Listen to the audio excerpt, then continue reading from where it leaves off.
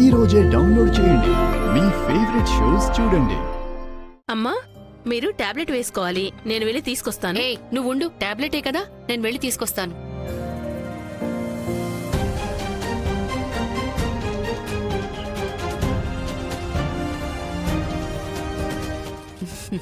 ఇదిగోండి అత్తయ్య. ఇదిగోండమ్మా.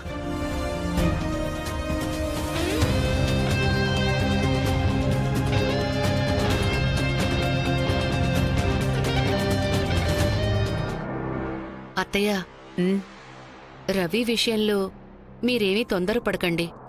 వాడు పాపం ఇప్పుడే కదా వచ్చాడు. కొంచెం టైం ఇచ్చి చూడండి అత్తయ్య. నువ్విలాగే వాడికి అలుసు ఇచ్చి ఇచ్చి ఇప్పుడు వాడు ఎవరి మాట వినకుండా వాడికి నచ్చినట్టుండాలనుకుంటున్నాడు.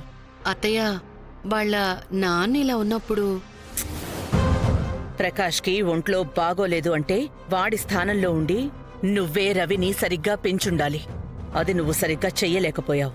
నువ్వు వాణ్ణి స్ట్రిక్ట్ గా పెంచలేదు. స్ట్రిక్ట్ గా ఉన్న వాళ్లకి అడ్డుపడి వాణ్ణి నువ్వు చాలా ముద్దు చేశావు. ఇప్పుడు వాడు కొంచెం కూడా బాధ్యత లేకుండా వాడికి నచ్చినట్టు తిరుగుతూనే ఉన్నాడు. రవి కొంచెం కోపం ఎక్కువే, కానీ వాడు బాధ్యత లేనివాడైతే కాదత్తయ్య, బాధ్యతున్నవాడే. Bring it in. అన్నిటినీ పైన నా రూమ్ లో పెట్టండి. అన్నిటిని పైన నా రూమ్ లో పెట్టండి. రవి, హెవీ పర్చేజ్ లా ఉంది. అంతగా ఏం కొనుక్కొచ్చుకున్నావు?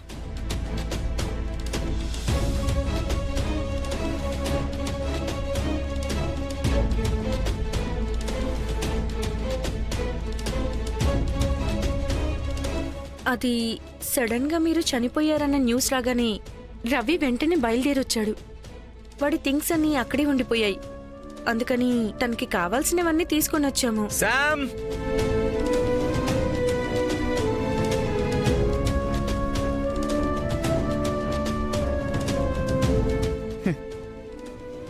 బాధ్యత లేనివాడికి తోడుగా మరో బాధ్యత లేని పిల్ల.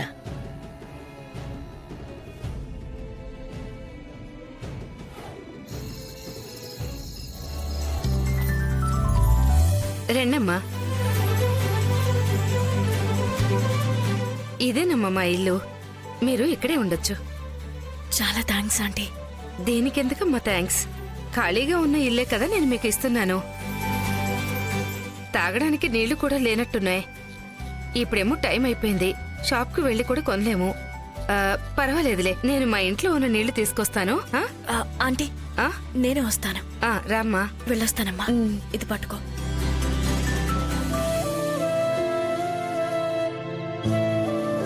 నీ పేరేంటమ్మా? బంగారి. బంగారి ఆంటీ. నీకు తగ్గ పేరే. నీలాగే అందంగా ఉంది. మీ అందరినీ చూస్తుంటే బాగా బతికిన కుటుంబంలా కనిపిస్తోంది.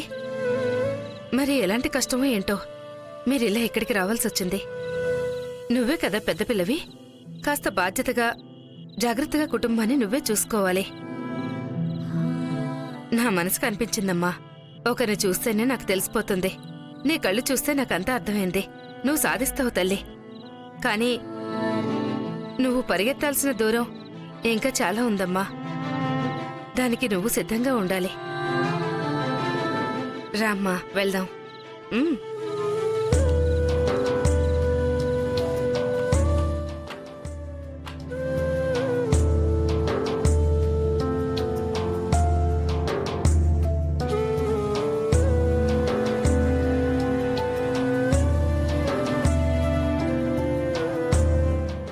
మనకి పరిస్థితి ఎందుకు కల్పించాడో అర్థం కావట్లేదు. దేవుడేమీ మనల్ని దిక్కు లేకుండా వదిలేలేదమ్మా.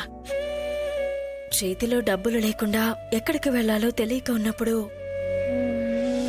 డ్రైవర్ గణేష్ అన్నయ్య ఎక్కడి నుండి వచ్చి మనకి డబ్బులిచ్చాడు.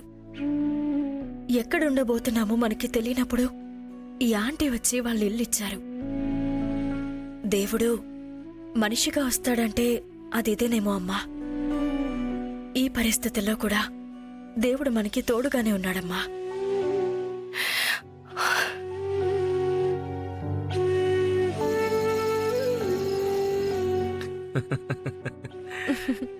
ఏం చేస్తున్నా బేబీ?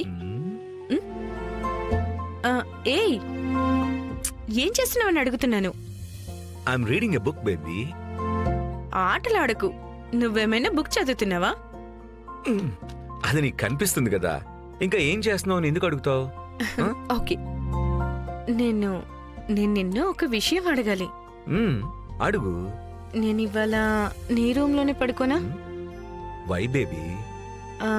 నేను ఒక్కదాన్నే పడుకుంటే బ్యాడ్ డ్రీమ్స్ అన్నీ వస్తున్నాయి. సారీ బేబీ, నేను ఎవ్వరితోనూ రూమ్ ని షేర్ చేసుకోనని నీకు కూడా తెలుసు కదా. నువ్వు వెళ్ళు.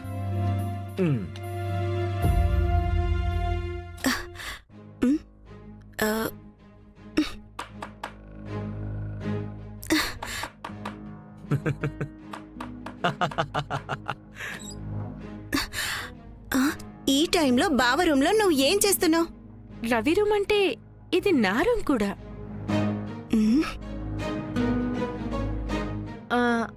చేతిలో ఈ పాలేంటి? ఇవి ఇలా ఇవ్వు. ఇవ్వు.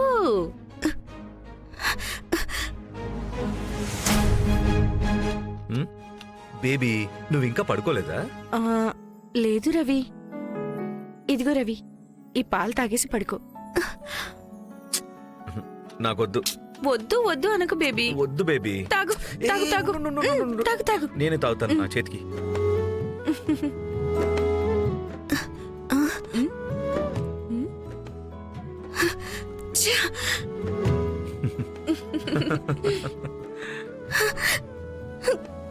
వెన్నెలా,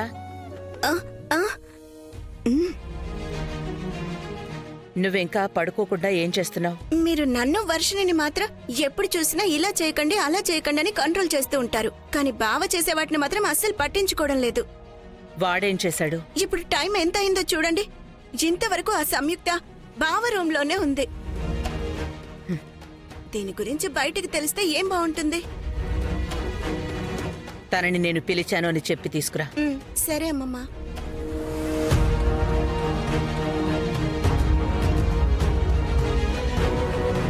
అరే రండి మేడం, మిమ్మల్ని ఝాన్సీ మేడం పిలుస్తున్నారు. ఎందుకు?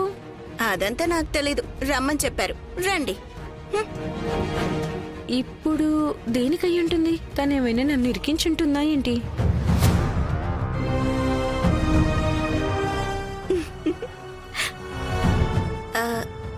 సంయుక్త వచ్చింది.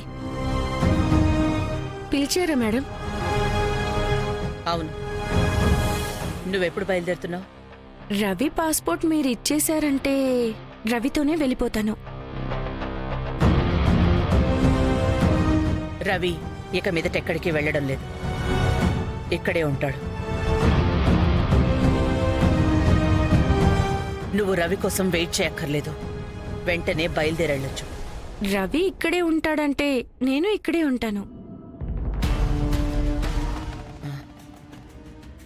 రవి, రవి, రవి,